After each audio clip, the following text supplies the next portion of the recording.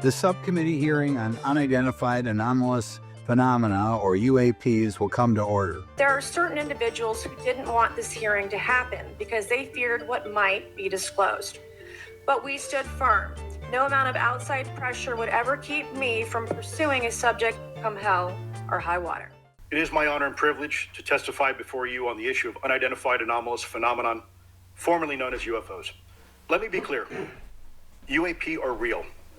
Advanced technologies not made by our government or any other government are monitoring sensitive military installations around the globe. Mr. Elizondo, what is your last position with the federal government? Sir, I was the Director of National Program Special Management Staff, managing a White House Special Access Program on behalf of the National Security Council. How would you characterize UAPs? An enigma, sir, and a frustration.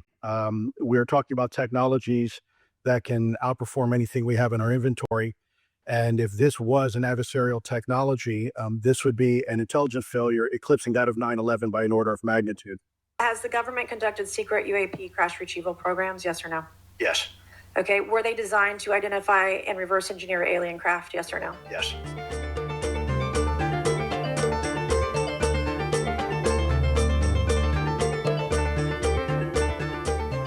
I'm Paul Jeffrey Davids. It was 30 years ago that I was executive producer and co-writer of the story of this film for Showtime called Roswell, also released as Roswell, the UFO cover-up. This was the only film ever produced to dramatize the events of the 1947 reported UFO crash near Roswell, New Mexico, as reported, as eventually described by the witnesses, military and otherwise, who were coerced into keeping their silence about what had really happened for decades. What we're really talking about is the possibility of cosmic cultures meeting. Has it already happened that mankind has had a contact with or connection with a cosmic culture from somewhere else in the solar system or galaxy? Recently, there was a major conference in Washington, D.C. called When Cosmic Cultures Meet, but they talked about it hypothetically as something we might have to face one day in the future. If such a thing has already occurred, it's of momentous significance. You gave a speech to the military, which was... Yes, it was a very interesting opportunity. The Pioneer Group of White Sands Missile Range invited me to be the keynote banquet speaker to talk to around 200 people from all branches of service. It's very, very rare that they would ask someone to come in who would express the kind of provocative points of view that I do. These are things not often discussed openly in the military circles. It's extremely timely and very compelling to see that 30 years ago, I was presenting to the founders of America's rocketry and space program things that have become accepted as fact about UFOs, now called UAPs, unidentified aerial phenomena, or, as some would have it, unidentified anomalous phenomena, because some of these craft have shown the ability to travel undersea as well as in outer space. Please take the talk that you're about to see in the context of its time. 30 years ago, an era when the existence of these craft was not at all accepted, in fact was denied by the military and refuted by most members of the scientific establishment. My talk was videotaped and was originally released on VHS as the Golden Anniversary UFO Briefing for the White Sands Missile Range Pioneers. When I gave this talk back in 1995, the things I had to say were very controversial.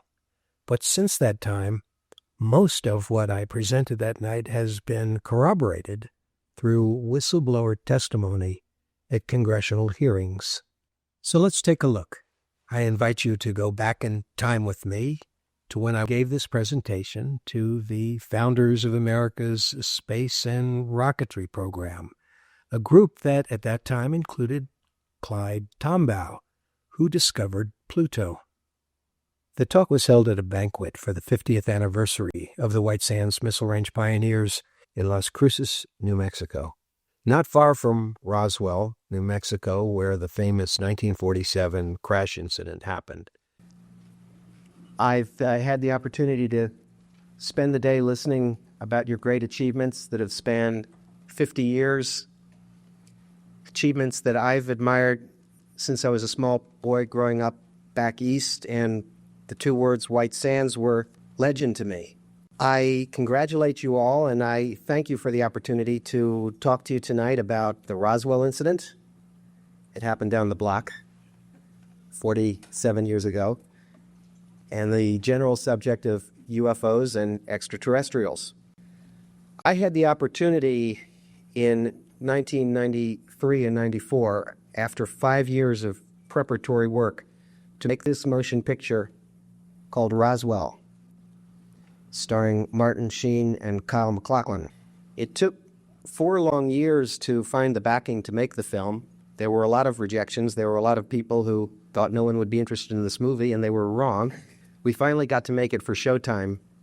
It showed on the cable channel last July and had the good fortune to be nominated for a Golden Globe Award for Best Television Movie of last year. Now it's out on video and in a number of foreign countries.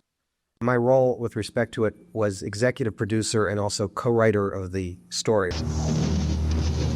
For 47 years, they said nothing happened at Roswell. Nothing at all.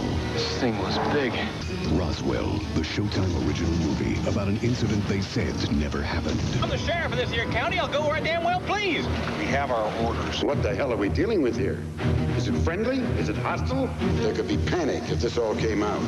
Kyle MacLachlan, Martin Sheen, Roswell, a place, an experience, a mystery.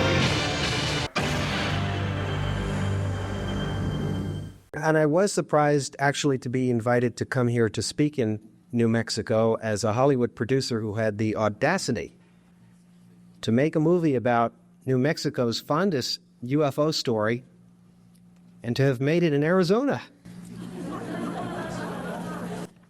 Today is July 6th, 1995. This was the headline July 8th, 1947.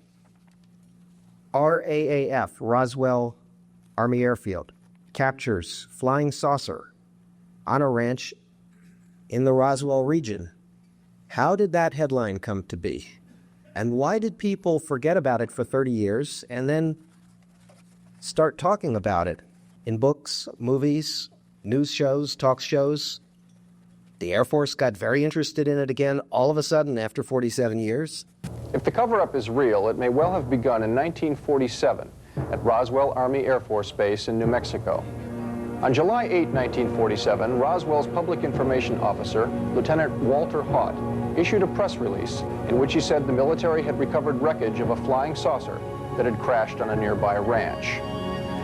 The story caused an immediate sensation, but one day later it was retracted. The military now said that the wreckage was a weather balloon.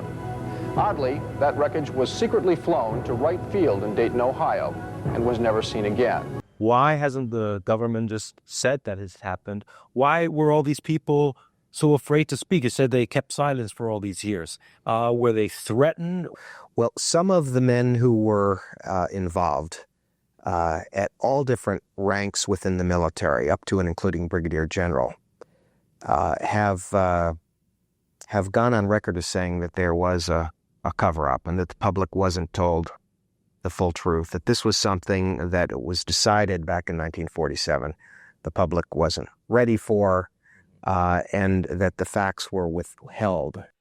It took about 30 years after the Roswell incident before Major Jesse Marcel came forward and the cover-up began to unravel.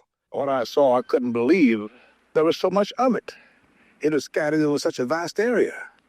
So we proceeded to pick up as much of the debris as we could, load it in a whack. It was not anything from this earth that I'm quite sure of.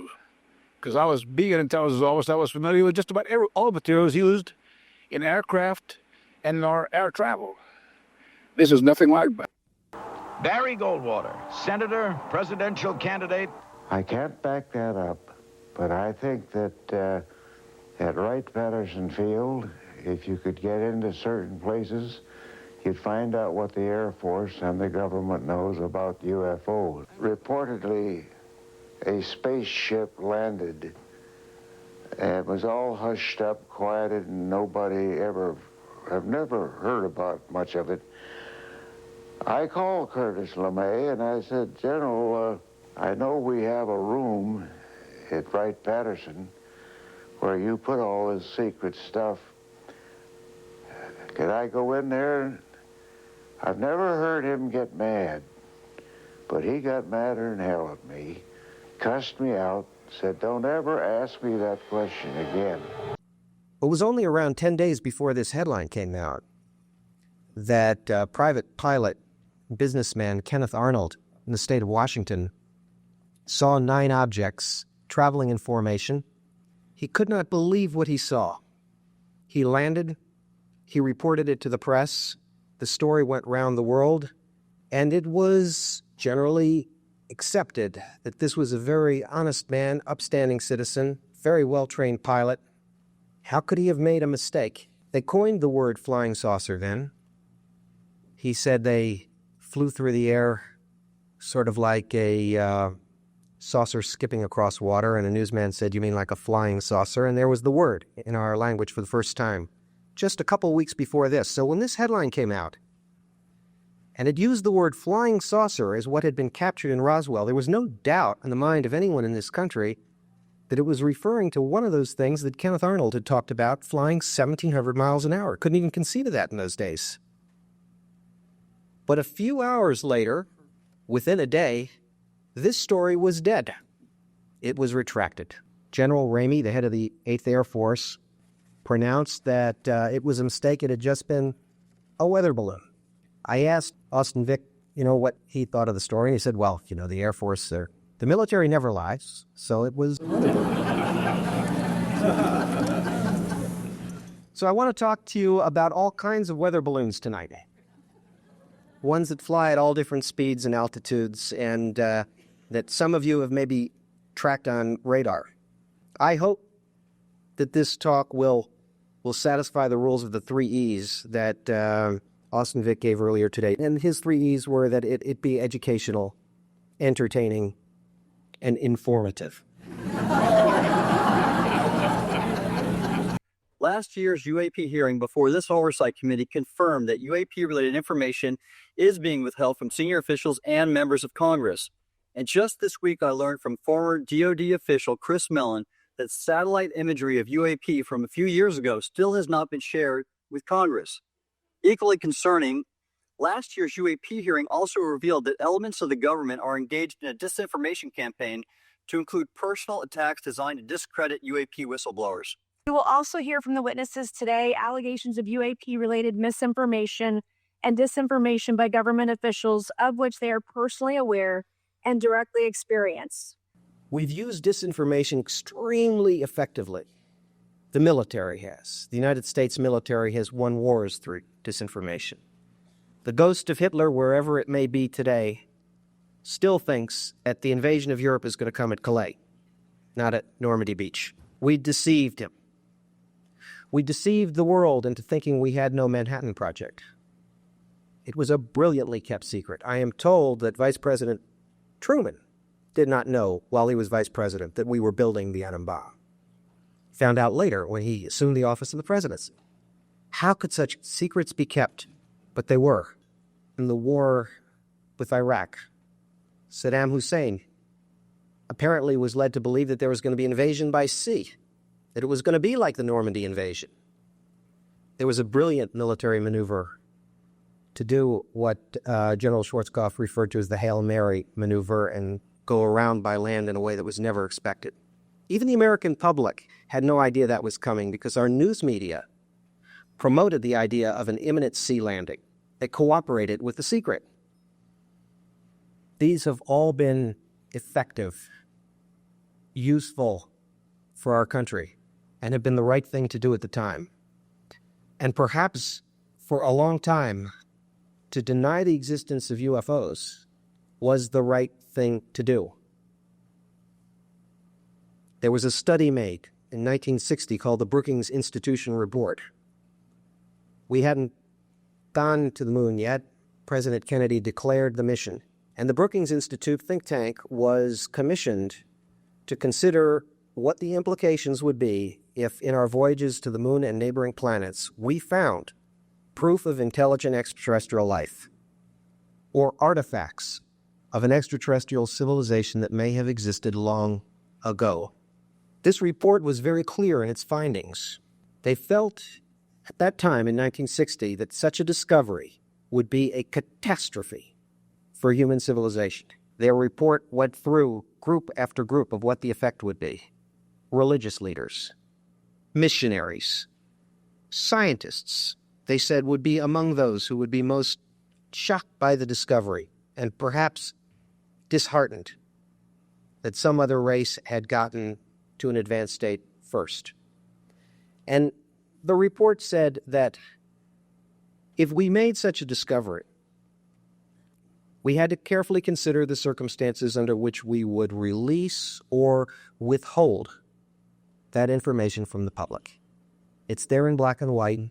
They considered withholding it, not telling us when they knew. If the Roswell incident happens as I portrayed it in the film, they may have known about 13 years before 1960 that intelligent extraterrestrial life existed.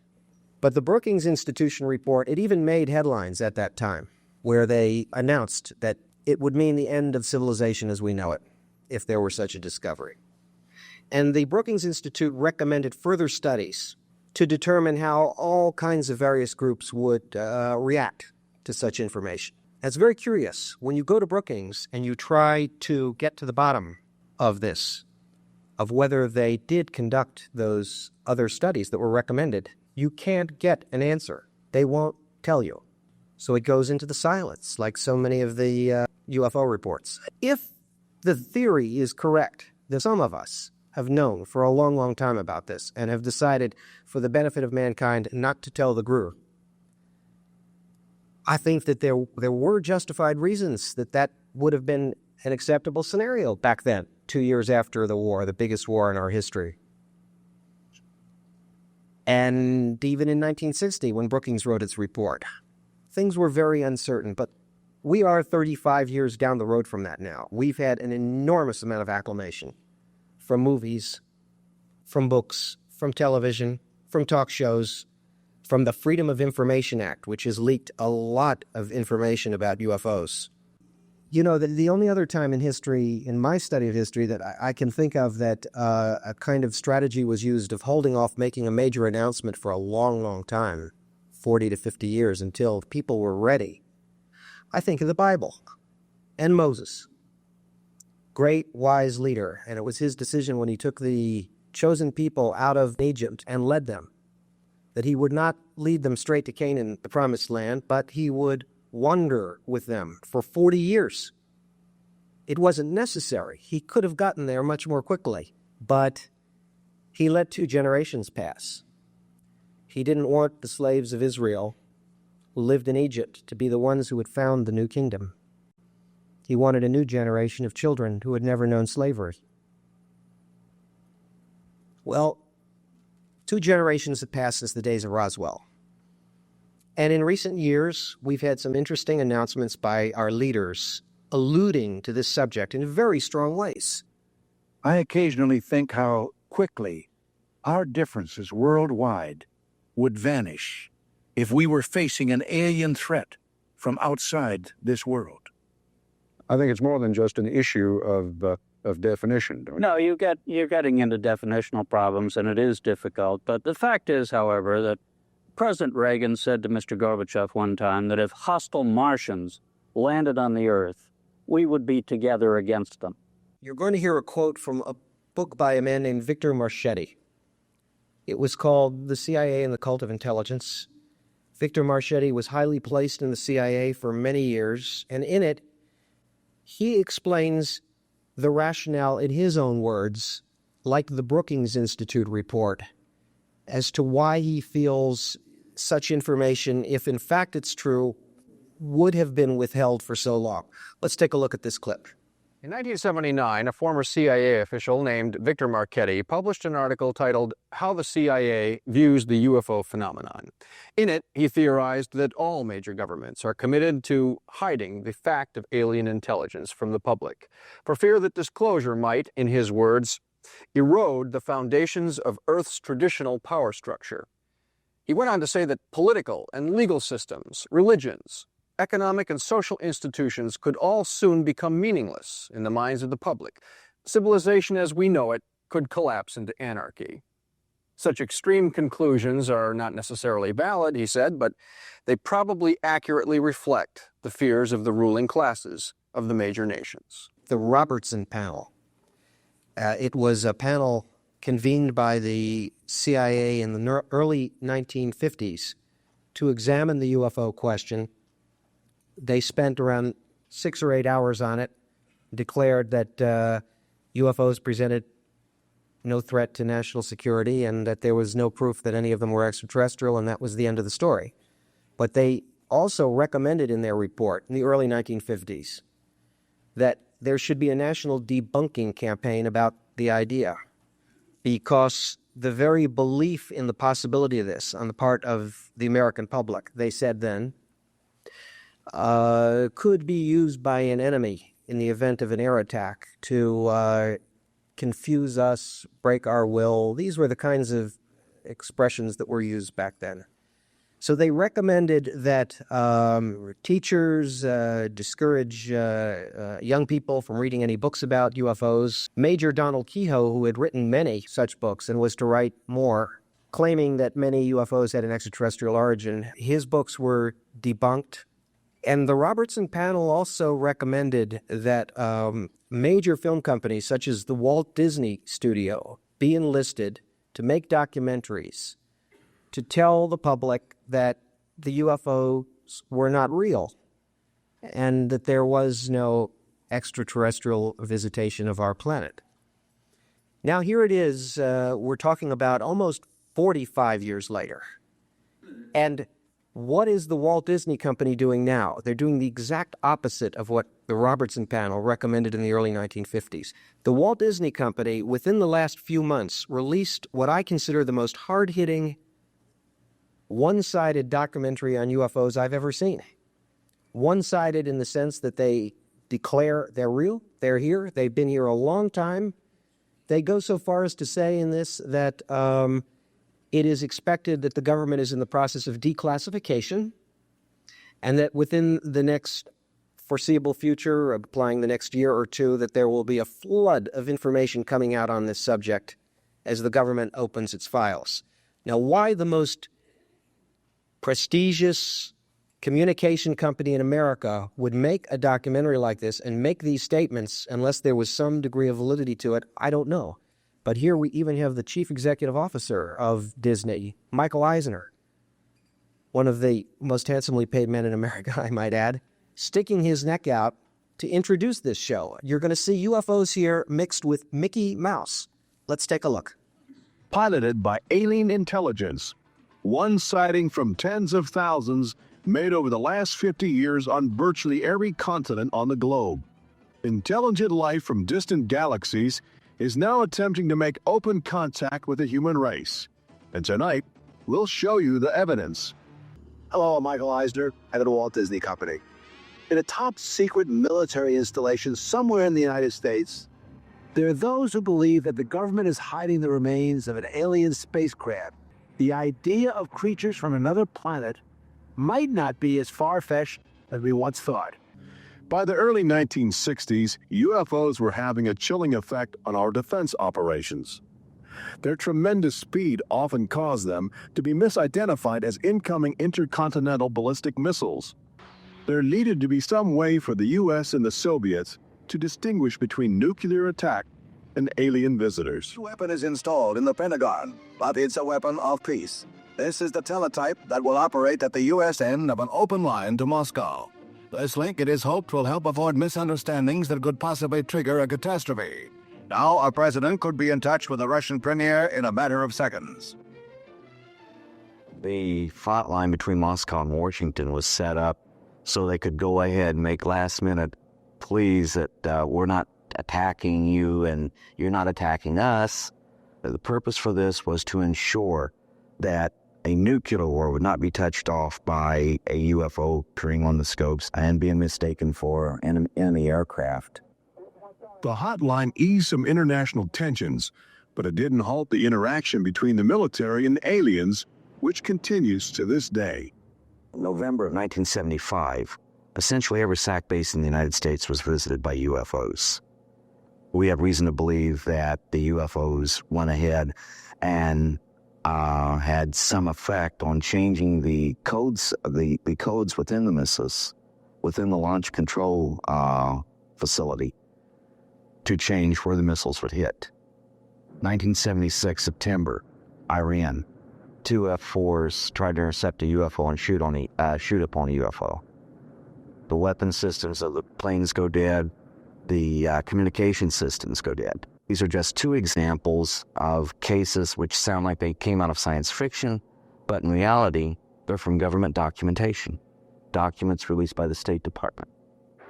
E-mail engines up and burning. September 1991. Space Shuttle Mission 48. Commander Clayton and his crew point their cameras at the planet's horizon for a live broadcast to Earth. Many viewers noticed an alien ship playfully cavorting around the shuttle at tremendous speeds. NASA still refuses to acknowledge the incident. But since that time, the space agency no longer allows public access to live unscrambled television signals from shuttle missions. Currently in 1995, the Federal Emergency Management Agency trains personnel with a manual that suggests techniques in communicating with extraterrestrials encountered in the line of duty. This document is in marked contrast to a federal law passed by Congress in 1969, which makes it illegal for any American to have contact with an extraterrestrial, punishable by a $5,000 fine and a year in jail. Ironically, both documents were composed by a government which refuses to publicly admit that there is intelligent life on other planets. Indications are that government, military, and scientific leaders will soon release nearly a half-century of official documentation of ongoing alien encounters on Earth. Perhaps they feel it would be too embarrassing not to reveal the truth before the truth reveals itself. But these FBI files acquired through the Freedom of Information Act outline nearly 50 years of UFO reports investigated by federal agents all across America. Overwhelming evidence. But look carefully. The large area is blacked out in an effort to keep secrets locked away. If we are keeping information, which I am certain we are, from the American public on unidentified flying objects, then we're wrong. Government has an obligation to the people to tell the truth. No matter what that truth might be, the people have a right to know that planet Earth is being visited by a highly evolved intelligence that is not from this world. The clip that you've just seen was not presented for entertainment value. It was presented as evidence. Evidence of what the Walt Disney Company, one of the most prominent media companies in the world, was releasing to the public in 1995. And how widely were they releasing it? Well, it was just broadcast in a couple of cities late at night, and then it disappeared. It was broadcast as a test of what the public reaction would be to being confronted with this kind of information about alien intervention in earthly affairs. It wasn't until 2017 when the New York Times came out with a prominent article about the military's Tic Tac UFO sighting that the establishment began to take this whole subject very seriously. Right, now I'd like to introduce our witnesses. Our first witness is Lieutenant Ryan Graves. He's the executive director of Americans for Safe Aerospace. Lieutenant Graves is also a former U.S. Navy F-18 pilot with his own UAP experience. The next witness, David Grush, is a former senior intelligence officer with the National Geospatial Intelligence Agency and was a senior technical advisor for UAP issues. And finally, retired Navy Commander David Fravor, squadron leader who worked as a naval aviator for 18 years. Mr. Fravor has his own UAP experience, known as the Tic Tac event. Do you solemnly swear or affirm that the testimony you are about to give is the truth, the whole truth, and nothing but the truth? So help you God. Let the record show that all the witnesses answered in the affirmative. My name is Ryan Fobbs Graves, and I am a former F-18 pilot with a decade of service in the U.S. Navy, including 2 deployments in Operation Enduring Freedom and Operation Inherent Resolve. I have experienced advanced UAP firsthand, and I'm here to voice the concerns of more than 30 commercial aircrew and military veterans who have confided their similar encounters with me. Since 2021, all UAP videos are classified as secret or above. This level of secrecy not only impedes our understanding, but fuels speculation and mistrust. Are you aware of any individuals that are participating in reverse engineering programs for non-terrestrial craft? Personally, yes. Mm-hmm. Do you know any that would be willing to testify if there were protections for them? Certainly closed door and assurances that breaking their NDA, they're not going to get administratively punished for so. Yeah. I yield. Sure. This has gone from a long time ago where you could discredit people because it's some guy living in a Winnebago. You're able to see people now. These are pilots. These are military. These are folks with serious backgrounds. Unfortunately, there is a growing body of evidence that the U.S. government is not being transparent about what it knows about unidentified anomalous phenomena, and that elements within the military and the IC are in violation of their constitutional duty to notify Congress of their operations. President-elect Donald Trump and former President Barack Obama have both said that the government has information about UAPs that it has not released.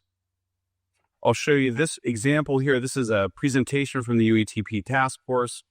This is completely absurd. It's nuts, this level of censorship, of redaction on a document. It shows the redaction of how many reports they've collected, for how many years. 2 of the 3 potential explanations are blacked out. The Pentagon, the intelligence community is treating us like children. It's time for us to know the truth about this. I think that we can handle it. When I gave my talk to the White Sands Missile Range pioneers in 1995, officially, UFOs did not exist, and the Air Force had ceased to investigate them with the closing of its Project Blue Book decades earlier. Look how things have changed over the course of the last 30 years. This is worldwide. I think we suspect what's going on, but I'd also like to thank the members of Congress who have supported our efforts to make this hearing happen. Some have even confided to me that they've had UFO sightings of their own. Those members, of course, some of them wish to remain anonymous, and I'll keep it that way. I also want to point out in 1966, President Gerald Ford claimed to have seen a UFO, and in 1969 in Georgia, Jimmy Carter claimed to have seen a UFO. Finally, I'd like to thank these 3 brave witnesses here. They took an oath. They took an oath to uphold the Constitution of the United States, and dadgummit, they're doing it. And we owe them a debt of gratitude.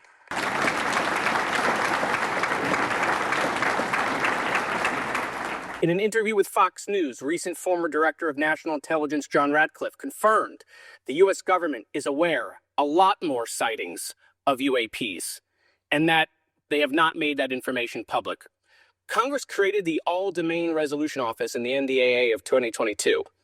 In its initial analysis, there are 171 uncharacterized UAP reports, and this is the words from the report, that appear to have demonstrated unusual flight characteristics or performance capabilities.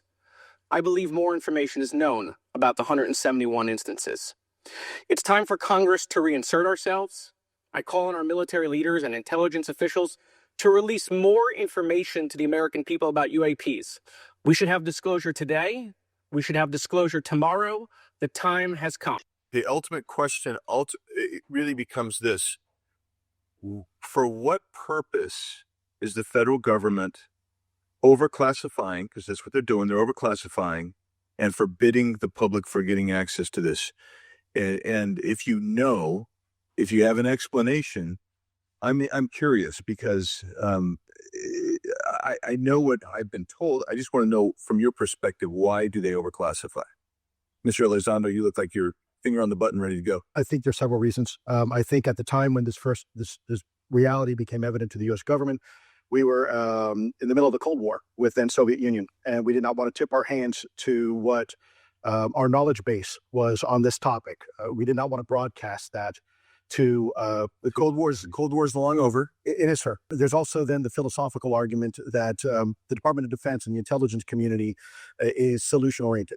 And when you don't have answers, it's a really tough spot to be in. It's easier to be quiet, suppressed than if you don't have the answer. Indeed, sir. That's one reason why they won't disclose it. It's too painful to admit. And the problem that we have here is you have institutional blockage of what would be normal development of scientific ideas. And today we've come far past the point where someone coming forward with an anecdote about UFOs or with a blurry photo taken with a Kodak box camera would be presented as the only available evidence. Today, military hardware provides us with sensors, all kinds of sensors, for absolutely proving the existence of these craft that have totally inexplicable flight characteristics that we cannot reproduce. You know, they no longer have the option of making a witness appear to be a fool, simply for coming forward to attempt to reveal something that the government has wished not to be disclosed. There was only one person who could do this next story about UFO sightings and reports of a possible government cover-up. It is a pleasure, as it always is, to have our Earthman, our own Earthman, David Garcia, back with us. This is the story of a UFO that crashed near a military installation some 47 years ago outside Roswell, New Mexico. And though the U.S. Army Air Corps acknowledged the crash, later they retracted their claim. Despite this, witnesses have since emerged, some reluctant, some eager to talk about Roswell and the alleged government cover-up. Now Showtime's made a movie that premieres tonight at the Directors Guild in Hollywood, simply entitled Roswell. They weren't human, David. I walked in while they were performing their autopsies. God, the stench. People had their hands over their noses. Men I'd never seen before. They were taking all these pictures of these bodies.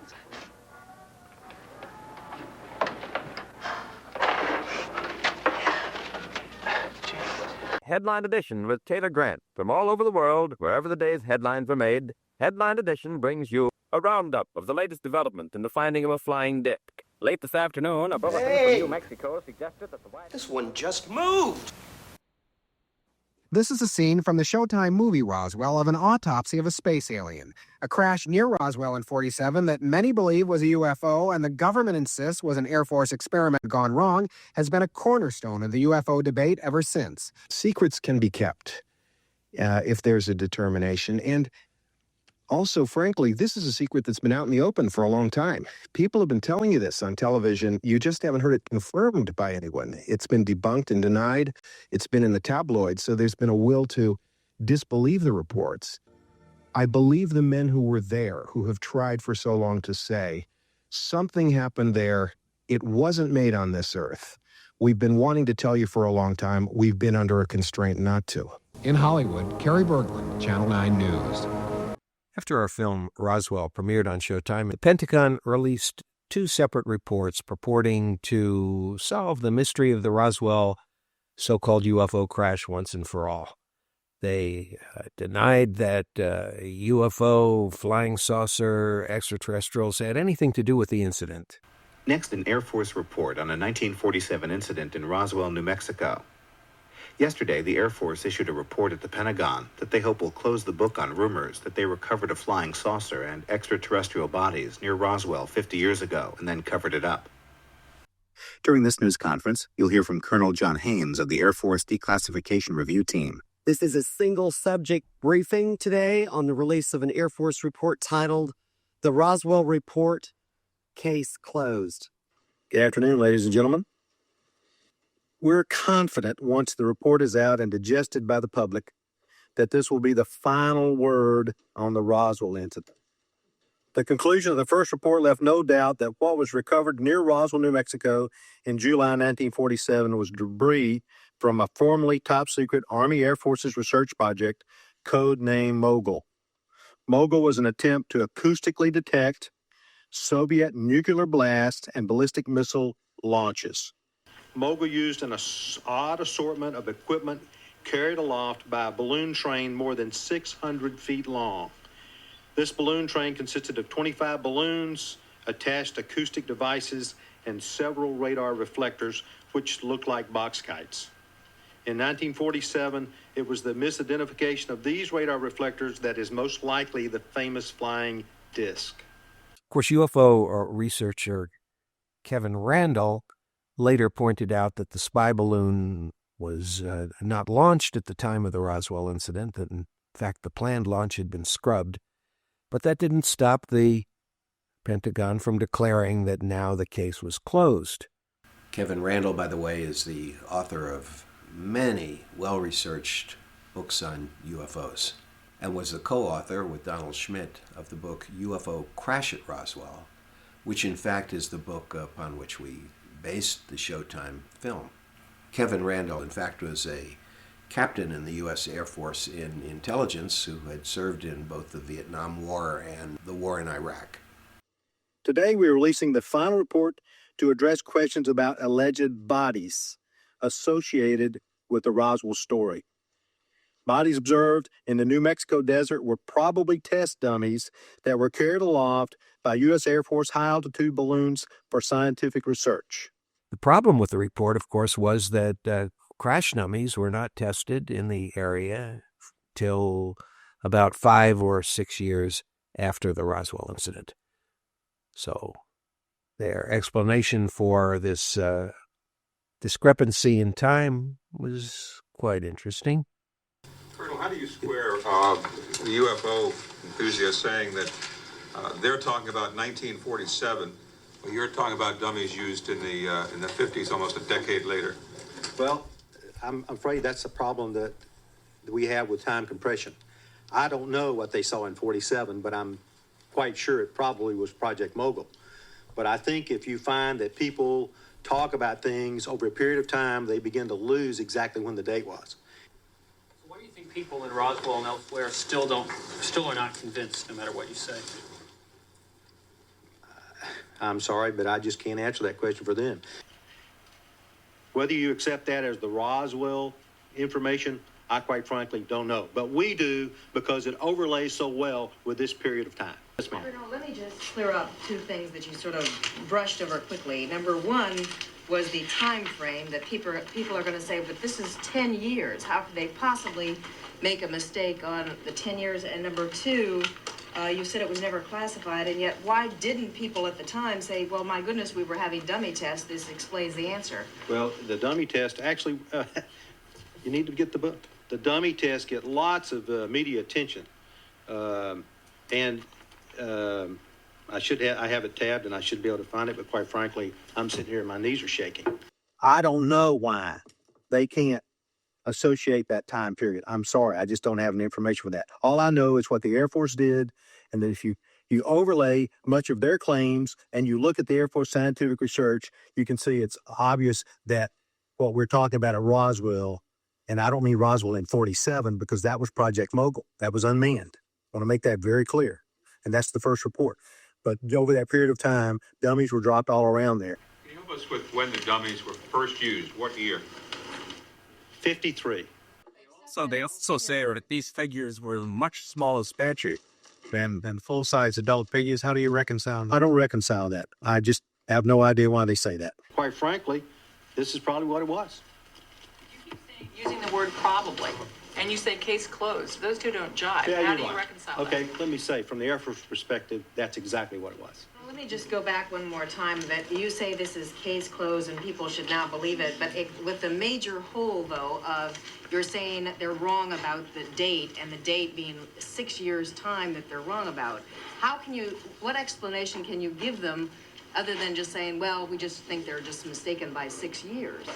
Ma'am, I have no other explanation. I'm sorry. I have no other explanation. I'm looking at the facts as we have studied them. and I have no other explanation for that but what I've already given. But how would Yes, that sir. make it case closed? Because we've reviewed all the relevant information, and we have finished this, and we're not going to revisit it. Yes, sir. Does the Air Force have any evidence at all of any sort of spacecraft wreckage or extraterrestrial presence on them? Yes, sir. Well, let me just have one follow-up. How do you know? I mean, your name is now, Colonel John Haynes is going to go down in UFO lore as one of the people who took part, in the minds of some people, in the continuing cover-up by the government. How do you know that you're not being used? How do you know that you know the full story when you stand up there? Tell us that there's no evidence of this. Because our job is to review all the Air Force documents for this era. And that's how we came up with this exciting and interesting and intriguing, quite frankly, report. Colonel Haynes said it was their job to review all of the relevant documents from that period of time, but of course this was impossible because, as proven by a report from the General Accounting Office, all of the outgoing messages that would have clarified what happened at Roswell, all of those outgoing messages in 1947 were destroyed, apparently without authorization, by persons unknown. Recently, there were a lot of sightings out in Arizona of supposed UFOs. If you're interested in the Arizona question, I suggest that you contact the local authorities in Arizona and see what they have to say, because the Air Force no longer does any investigation of UFOs. It was so technologically advanced that it was a thrilling feeling to see it. The lights were really brilliant, and it was just fascinating. It was enormous. It just felt otherworldly. You know, in your gut, you could just tell it was otherworldly. It has never been identified to this date. And I suspect that unless the Defense Department proves us otherwise, that it was probably some form of an alien spacecraft. You're confident that you're not part of any cover-up, wittingly or unwittingly? I'm totally confident. But I think Colonel Weaver, you might have seen him on TV earlier, said it best. We can't even keep single secrets. How could we have a conspiracy or a cover-up? It was previously testified that there was biologics that were collected. Are you aware of any of that? I am, sir, aware of the reporting that biologics have been recovered. And joining me now is co-author Don Schmidt, who wrote the bestseller UFO, Crash at Roswell, on which this film is based. Good morning, Don. Good morning, Dave. Good to see you again. Thank you. Let me ask you this. The Roswell incident, probably the most reported, most documented, won't go away, can't be solved, or won't be solved. What is there about this incident that keeps the public interest? Well, it's like a veil over a light. The truth keeps trying to come out. And many of these people, especially the witnesses, much to their credit, after almost 50 years, feel all the more compelled that the public know the truth. And I think in the long litany of cover-ups in recent times, that this probably would be the tip of the iceberg. Real quick summation. Something crashed, farmer reported it, military went and investigated it, Major Jess Marcel. The Army announced it's a flying saucer. And actually, there was an actual press release. They had newspaper captured stories, right? a flying saucer. Later they Papers said were no, flooded. weather balloon. That's correct. Okay, and then huge hue and cry. Something like that would never happen by today's standards. I mean, the press would be clamoring for the truth no matter what. But back at that time, probably the most patriotic time within the history of this country, immediately following World War II, and the press and the people accepted everything the government told them. More than 30 witnesses have come forward, and almost 5,000 Americans have joined us in the fight for transparency at safeaerospace.org. The majority of witnesses are commercial pilots at major airlines. Often, they are veterans with decades of flying experience. Pilots are reporting UAP at altitudes that appear above them at 40,000 feet, potentially in low Earth orbit or in the gray zone below the Kármán line, making inexplainable maneuvers like right-hand turns and retrograde orbits or J-hooks. Sometimes these reports are recurring, with numerous recent sightings north of Hawaii and in the North Atlantic. Other veterans are also coming forward to us regarding UAP encounters in our airspace and oceans. The most compelling involve observations of UAP by multiple witnesses and sensor systems. I believe these accounts are only scratching the surface, and more will share their experiences once it is safe to do so. The American people deserve to know what is happening in our skies. It is long overdue. Briefly, you mentioned you're working with 30 pilots right now that have had encounters with UAPs, but you've also, I believe, discussed and we know of many more pilots. This is just those that you're currently working with. Is that correct? Can you expand on that? Certainly. I'll break that down in two ways. First, when we were first experiencing these objects off the eastern seaboard in the 2014 to 2015 time period, anyone that had upgraded their radar systems were seeing these objects. So there was a large number of my colleagues that were detecting these objects off the eastern seaboard. They were further correlating that information with the other onboard sensors, and many of them also had their own eye sightings as well of these objects. Now, that was our personal firsthand experience at the time. Since then, as I've engaged this topic, others have reached out to me that share their experiences, both on the military side as well as the commercial aviation side. Is it possible that the Air Force could have missed something in its investigation? In other words, is it possible that there are unidentified flying objects, that there are extraterrestrial visits, and the Air Force simply has not found it or been able to detect it? We have researched the Air Force projects and the Air Force information for these year groups. We have nothing else to say about them. You know, we don't believe there's anything else. I have no way of even vaguely believing there's anything else. Yes, sir. Well, about 50 years ago today, a Air Force pilot spied a big array of saucers supposedly flying over Washington State. That may have started all this. Does the Air Force think it will never again investigate these reports? Is Project Blue Book was the end and that's it? You know, I don't ever want to speak for the Air Force about never again, but it's my opinion that they will not. Why then didn't the Air Force provide these very readily explanations for UFO activity when these questions first started being surfaced? Well, this information was uncovered as we were preparing to publish that first book. We were actually looking for pictures. We had looked at all the information that surrounded 1947 and found absolutely nothing. But as we got into the out years, we realized that the Air Force had some other quite intriguing experiments that were going on that could be misconstrued. Do you believe in UFOs? Personally, no, sir. Why not? Good. Ma'am, I have no reason to believe that they're real. Thank you very much. Thank you, sir. As we convene here, UAP are in our airspace, but they are grossly underreported. These sightings are not rare or isolated, they are routine. Military aircrew and commercial pilots, trained observers whose lives depend on accurate identification, are frequently witnessing these phenomena.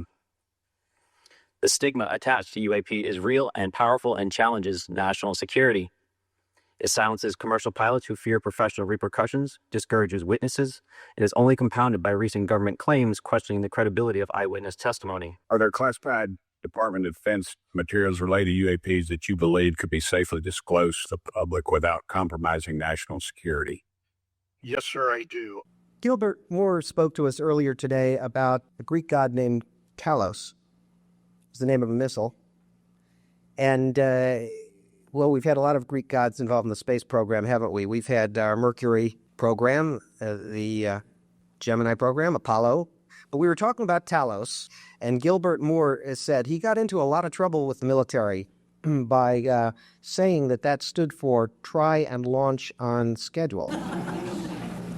When it comes to UFOs, I think that Talos should stand for try and look objectively sometimes. Now, why do I qualify that with sometimes? If you're too objective, if you're too locked into a certain mindset, you may miss seeing what's really there. And there have been a lot of examples of this in science. One of them happened within the last decade. It had to do with the ozone layer. We didn't notice that the data was telling us that there was a huge ozone hole over Antarctica. We had the data, it came back from the satellite, but we discounted it. We were too objective. We just knew that there couldn't be a hole that big. So we rejected the data that was staring us in the face for 5 years. And finally we woke up and we took a look at that data and we said, whoops, we've got a problem. But for 5 years we had an attitude that stopped us from seeing the data. I want to go back in history and mention some other similar kinds of problems, I think, that relate to the problem of the science of ufology and the investigation of UFOs and where it stands today. Let's go back to the time of Galileo. He said the Earth went around the sun, not the other way around, and he was arrested, spent 8 years under house arrest for holding that belief. Finally had to take it back. There's a gentleman with us tonight who I understand discovered Pluto. Galileo discovered few moons going around Jupiter. Asked the cardinals to come by, take a look in his telescope, see the moons. They wouldn't look. They refused to look. Because they knew a priori that there could not be moons revolving around Jupiter, they had no need to look at the data. And about 300 years later, the church forgave Galileo for having been right. It happened again with Nikola Tesla. He invented AC current. It's serving this city tonight, and I believe I'm correct in saying every city in the world. But Thomas Edison wasn't impressed with the theory of AC current. He was locked into DC current. Couldn't light a city with that. He impeded Mr. Tesla. Told him his idea would never work. He was wrong. A lesser-known scientist, very controversial thinker, Immanuel Velikovsky, wrote a book called Worlds in Collision, talking about the possibility that Venus may have strayed into its orbit from somewhere else long ago and created catastrophe on Earth. He was ridiculed.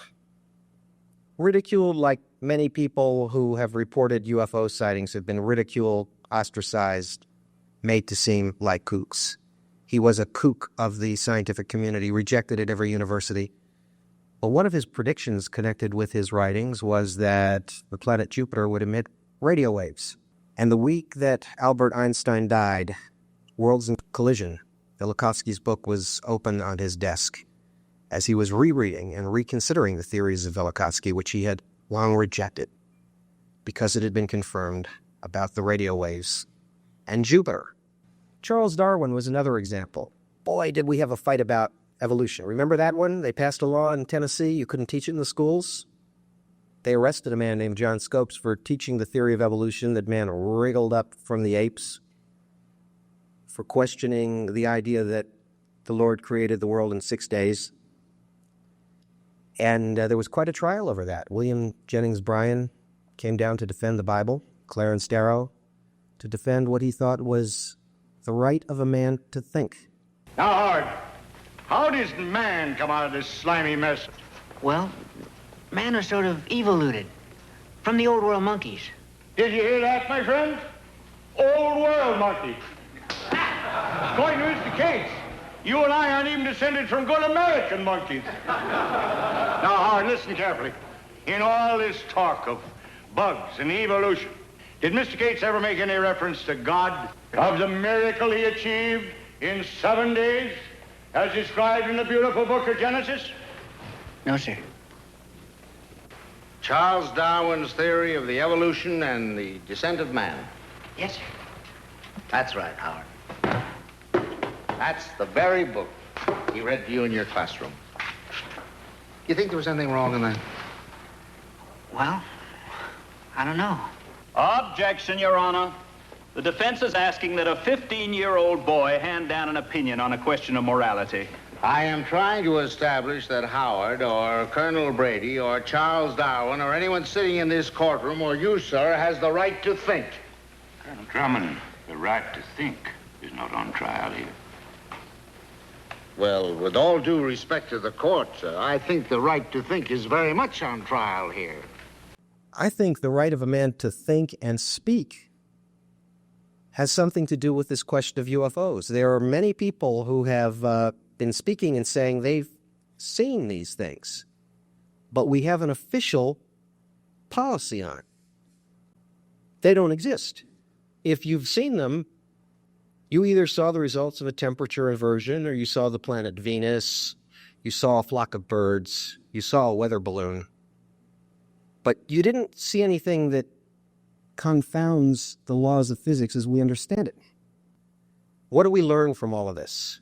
We learn that in our certainty that we understand, in our certainty that the last 200 years of science has taught us the bulk of what there is to know about the universe, we have blinded ourselves again and again.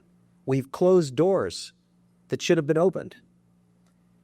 And my talk tonight is a plea to open a door. because I believe that there is something profound to the data of extraterrestrial life. Do you feel adequately trained and briefed on how to handle encounters with UAPs? No. Right now, military witnesses to UAP have limited options for reporting UAP. But more concerning is that commercial aviation sector has not adapted to the lessons that the military has implemented. The military and Department of Defense has stated that UAP represent a critical aviation safety risk. We have not seen that same language being used in the commercial markets. They are not acknowledging this risk. Okay. What steps do you think you have to be taken to improve a pilot's UAP reporting, be it military or commercial? Right now, we need a system where pilots can report without fear of losing their jobs. There's a fear that the stigma associated with this topic is going to lead to professional repercussions, either through management or perhaps through their yearly physical check. So having a secure system, reducing the stigma, and making this information available through the public is going to reduce the concerns that aircrew have. Mr. Graves, again, I'd like to know, how do you know that these were not our aircraft? Some of the behaviors that we saw in a working area, we would see these objects being at 0.0 Mach, that's zero airspeed, over certain pieces of the ground. So what that means, just like a river, if you throw a bobber in, it's going to float downstream. These objects were staying completely stationary in Category 4 hurricane winds. These same objects would then accelerate to supersonic speeds, 1.1, 1.2 Mach, and they would do so in very erratic and quick behaviors that I don't have an explanation for. Aircraft that are being witnessed, particularly by the 30 folks that you're working with, are essentially outside the scope of anything that we know of today and the technology we have today. So, Mr. Graver? Yeah, I concur with that. We have nothing that can stop in midair and go the other direction, nor do we have anything that can, like in our situation, come down from space, hang out for 3 hours, and go back up. Many dismiss UAP reports as classified weapons testing by our own government. But in your experience as a pilot, does our government typically test advanced weapon systems right next to multi-million-dollar jets without informing our pilots? No, we have test ranges for that. Based off of each of your experiences and observations, do you believe UAPs pose a potential threat to our national security? Yes, and here's why. The technology that we faced was far superior than anything that we had, and you could put that anywhere. If you had one, you captured one, you reverse engineered it, you got it to work, you're talking something that can go into space, go someplace, drop down in a matter of seconds, do whatever it wants, and leave. And there's nothing we can do about it. Nothing. Did the Tic Tac UAP move in such a way that defied the laws of physics? The way we understand them, yes. It took over 15 years for your encounter with the Tic Tac to be declassified. Do you feel there was a good reason to prevent lawmakers from having access to this footage? No, I just think it was ignored when it happened, and it just sat somewhere in a file. Never got reported. In your career, have you ever seen a propulsion system that creates no thermal exhaust? No. Can you describe how the aircraft maneuvered? Abruptly, very determinate. It knew exactly what it was doing. It was aware of our presence, and it had acceleration rates. I mean, it went from 0 to matching our speed in no time at all.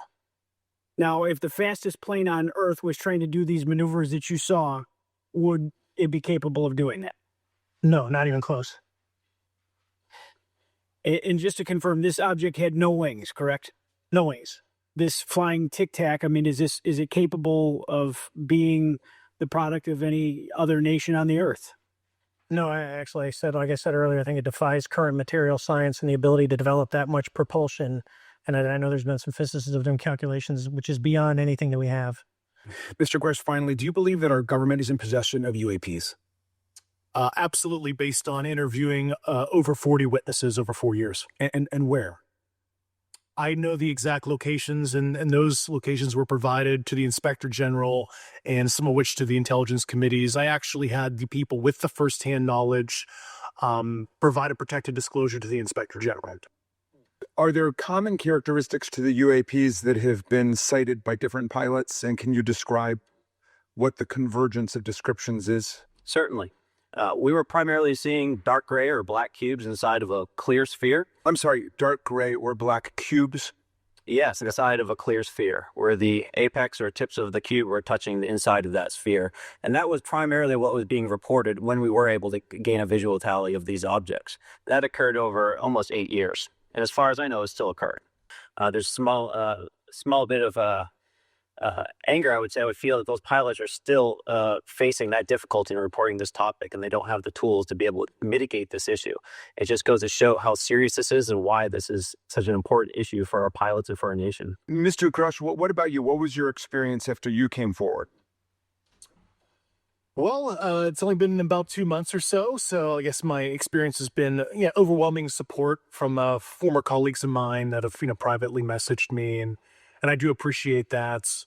But I do have knowledge of active planned reprisal activity against myself and other colleagues, and it's very, very upsetting to me. Coming from where? Certain senior leadership at previous agencies I was associated with. And that's all I'll say publicly, but I can provide more details in a closed environment. Okay. Well, I hope you understand that there would be bipartisan rejection of any attempt to vilify, demonize, or engage in other reprisals against our witnesses and people who are telling the truth from their perspective. Yeah, there were certain colleagues of mine that were brutally administratively attacked, and it actually makes me very upset as a leader to see that happen to other coworkers and actually superiors of mine over the last 3 years. How do you account for that response? That seems like a bizarre response. I call it administrative terrorism. That's their quiver, their tool in the toolbox to silence people, especially, the career government service cares about their career, cares about their clearance, their reputation to climb the ladder. And when you threaten that career path, a lot of people back off. At one point, you had said that there has been harmful activity or aggressive activity. Has any of the activity been aggressive, been hostile in your reports? I know of multiple colleagues of mine that got physically injured. By UAPs or by people within the federal government? Oath. Okay, so there has been activity by alien or non-human technology and or beings that has caused harm to humans. I can't get into the specifics in an open environment, but at least the activity that I personally witnessed, and not to be very careful here, because they tell you never to acknowledge tradecraft, right? So what I personally witnessed myself and my wife was very disturbing. Okay. If you believe we have crashed craft, stated earlier, do we have the bodies of the pilots related to this SPOFT? As I've stated publicly already in my News Station interview, biologics came with some of these recoveries. Yeah. Were they, I guess, human or non-human biologics? Non-human, and that was the assessment of people with direct knowledge on the program I talked to that are currently still on the program. Are you aware of any individuals that are participating in reverse engineering programs for non-terrestrial craft? Personally, yes. Mm-hmm. You've said that U.S. has intact spacecraft. You said that the government has alien bodies or alien species.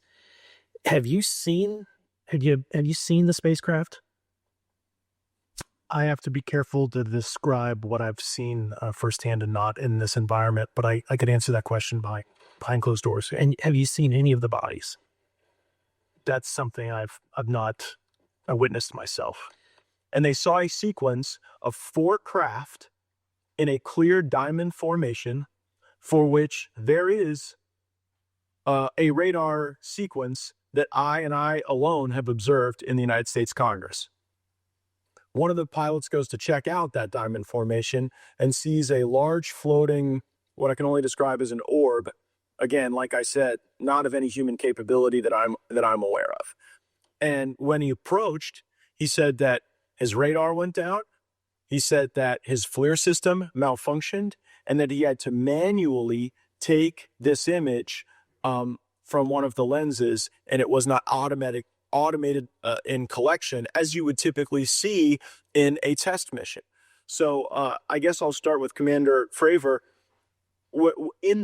How should we think about the fact that this craft that was approached by our pilot had the capability of disarming a number of the sensor and collection systems on that craft. Well, I think this goes to that national security side, and you can go back to our history of things showing up at certain areas and disabling our capabilities, which is disheartening.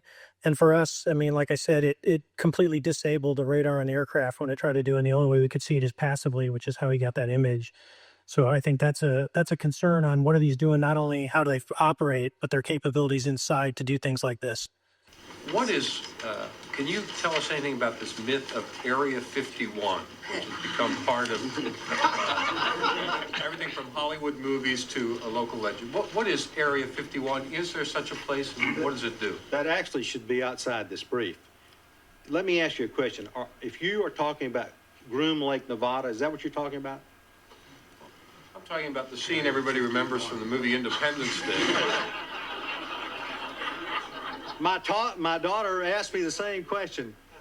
There is a facility in Groom Lake, Nevada.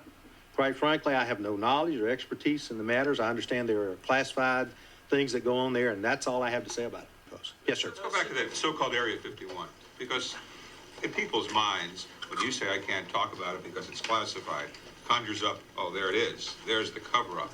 Can you give us any hint, without violating any sense of a confidential nature, what kinds of things might be happening? Sir, I cannot. Forgive me. I just do not know. Is there anyone in the Air Force that can? I'm going to have to defer that to public affairs. It's outside of my area of expertise. Forgive me, but it's just outside of my area of expertise. Probably the most amazing thing about Area 51 is the fact that this is literally the only place in the world where you can go out and actually see flying saucers on a timetable basis. You can literally go out there on a Wednesday night between about 7 and 1 a.m. and you'll see these things flying up and down the valley. It's absolutely amazing. On even a bad night, you'll have 10, 11, 12 sightings. On a good night, and I've been out there with friends of mine camping, on a good night, the sky will just rip open with these things. You'll see anywhere between 20 to 40 objects in a night testing over the base for anywhere from 15 minutes to 45 minutes at a time. You'll see these objects flying up and down the valley. We've had people where these objects have flown right over their heads as they've gotten out, fumbled for their cameras and then shot away. Area 51 is the single most amazing thing because, first off, we know the military's got them. Second off, in their pure arrogance, they really don't care whether or not we see them or not. And third off, it's much easier to make us look crazy because we're just civilians out there than it is to test this stuff over their own land, over Nellis Air Force Base, where experts or people that have something to do with a project or security personnel can actually come forward and expose this project. But I'm hoping that Area 51 is going to be the camel's nose under the tent, that enough people are going to go out there and start seeing these things, enough people who are skeptical about it, who are going to see these things for themselves and realize, by God, there's something there, because this is the singular most important scientific advance in the history of the human race.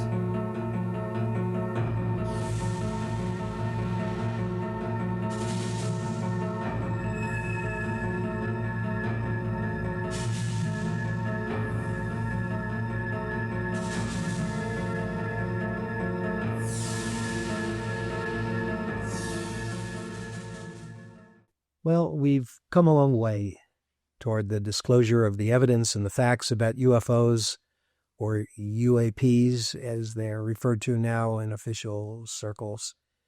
The days when witnesses would be ostracized, debunked, ridiculed, those coming forward perhaps with a story about being abducted by aliens, when it would all just be categorically dismissed.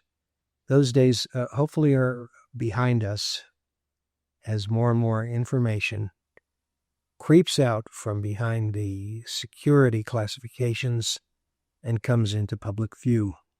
It was stated explicitly to me by these test pilots that if you have a UAP experience, the best thing you can do for your career is forget it and not tell anyone, because any type of reporting, either above the surface or below the surface, does have a perceived consequence to these people, and that is a culture we must change if we want to get to the truth.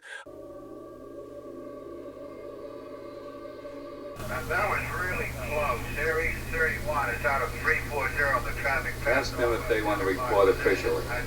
TWA 517, do you want to report a UFO? Over.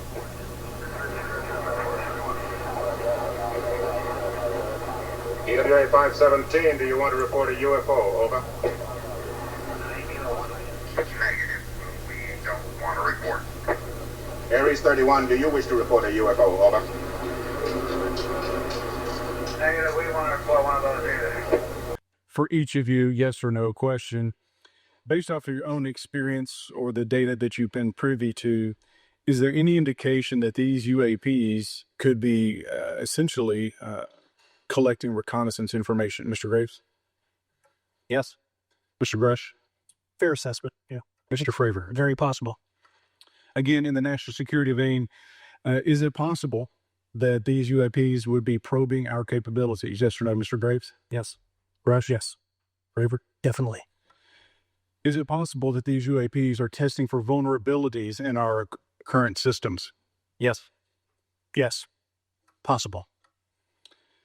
Do you feel, based off of your experience and the information that you've been privy to, that these UAPs provide an existential threat to the national security of the United States? Mr. Graves? Potentially. Yes, sir, potentially.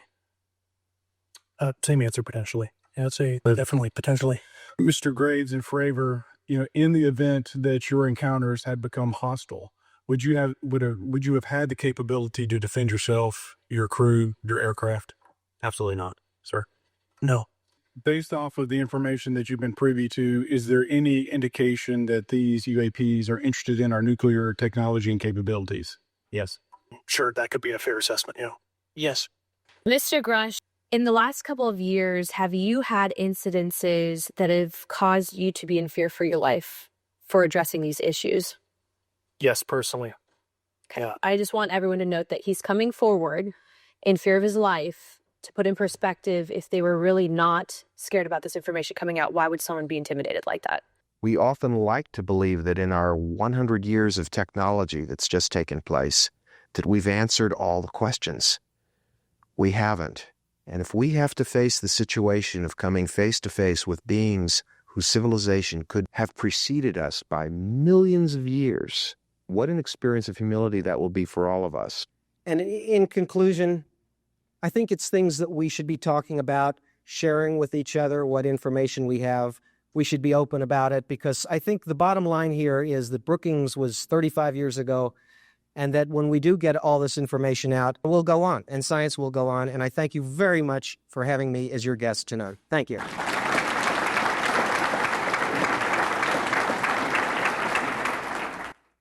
On behalf of the White Sands Pioneer Group, and for making a trip all the way from Los Angeles here, we would like to present you, as a token of our appreciation for making this speech, a belt buckle commemorating the 50th anniversary of White Sands. Thank you. Thank you very much.